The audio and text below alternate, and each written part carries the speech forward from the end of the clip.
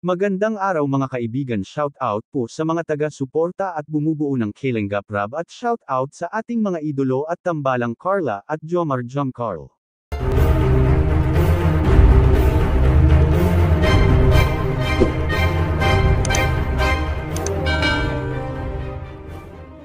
Sa video po na ito ay pag-usapan po natin ang pag-amin ni Carla kay Jomar sa totoo niyang nararamdaman sa binata.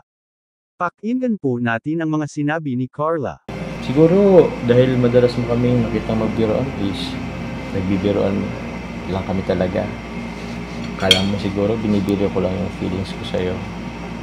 Actually, opo. Oh?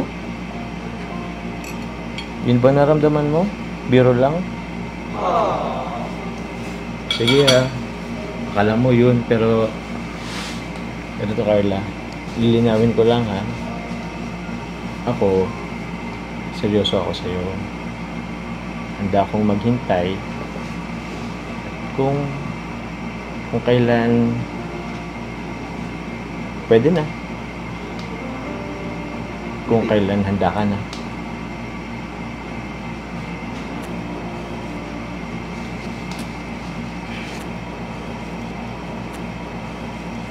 Seryoso po ba talaga kayo? Oo naman. Akala mo talaga, nagbibiro lang talaga ako. Pero yun yung gusto kong linawin sa'yo. Seryoso ako. Mukha po kasi nagbibiro lang kayo. Oh? Mukha ba ako lagi nagbibiro? Grabe ka naman. Pero, yun nga. Alam mo, Ano po bang nagustuhan niyo sa akin? kuyo, madami. Gusto mo isa-send ko? Huwag na po. Ba't wag na? Magdami kaya baka nga magkulang parang isang bond paper pag nilista ko. Di pa po ba kayo magluto? Actually, gutom na rin pero gusto kong i-take yung chance na tayo lang dalawa. Kasi mamaya, madami na naman tao dito, puno na naman to. Hindi kita makakausap.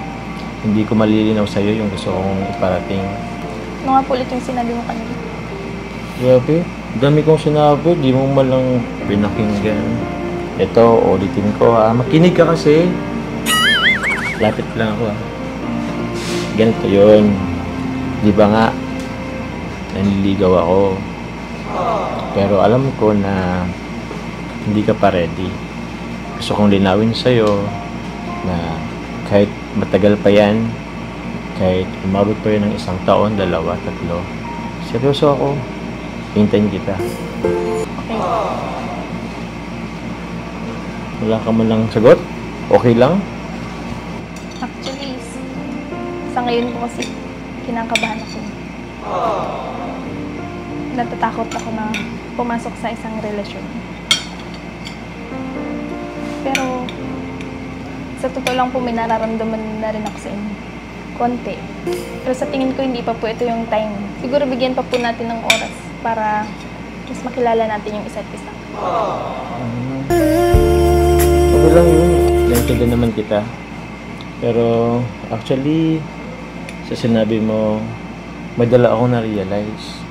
Una, yung may nararamdaman ka na para sa akin.